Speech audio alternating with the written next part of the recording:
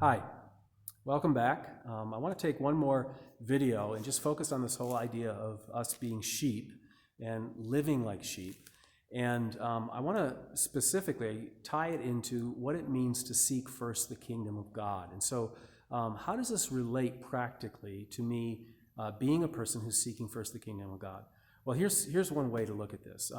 If I think that I'm in control of the world and I have to be in control of my life, and that I can manipulate things and engineer things and orchestrate things in such a way that I can guarantee a certain outcome, kind of like the parable of the rich fool. That's what he was doing, right? He said, well, if I just do this, this, and this, then I can say to my soul, soul, you're set.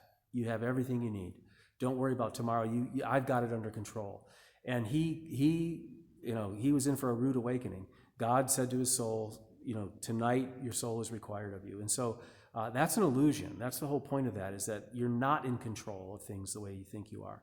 And so what does it look like in the life of a person who accepts that, a person who realizes that, yeah, I'm just a sheep, but I have a good shepherd who's watching out for me. He's equipped to be able to look out ahead and see where he's taking me and see where he's going and see how he's going to feed me and how he's going to protect me. Now, how does that relate to seeking first the kingdom of God? Well, I want you to consider this.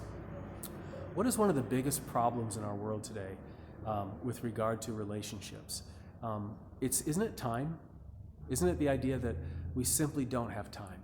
We're hurried people. We have hurry sickness.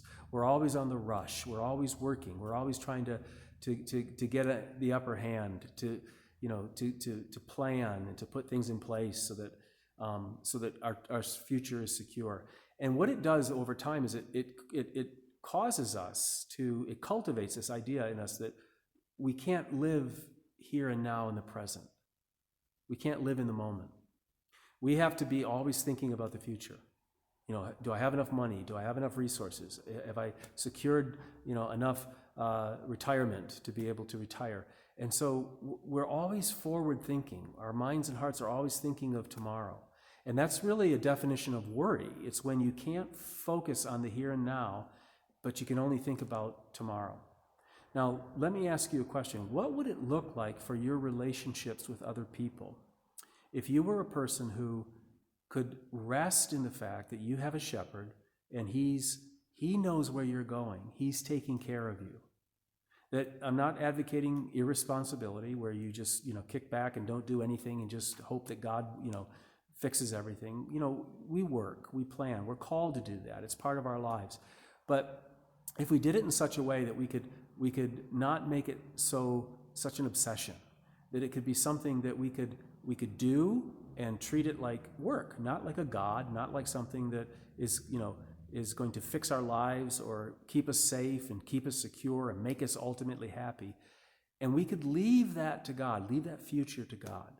We could, as Jesus said here in Matthew chapter 6, therefore do not be anxious about tomorrow, for tomorrow will be anxious about itself. Sufficient for the day is its own trouble. If we could live more in the present with the people around us, if mothers could, slow down and just give their attention to the relationships with their children, if fathers could slow down and not be so caught up in, I got to do this, I got to do this, I got to do this, and so distracted that they're able to say, no, my shepherd is taking care of that, and I'm going to focus on the here and now right now, and I'm going to be present in this moment with my child or my wife or my friend or whatever it may be. What if people around us could see us doing that, where we're so certain and we're so secure that in our relationship with Jesus Christ, so trusting our shepherd, that we're able to say, I don't have to give all my energy to that. I can leave that to him right now. I've done what I can do,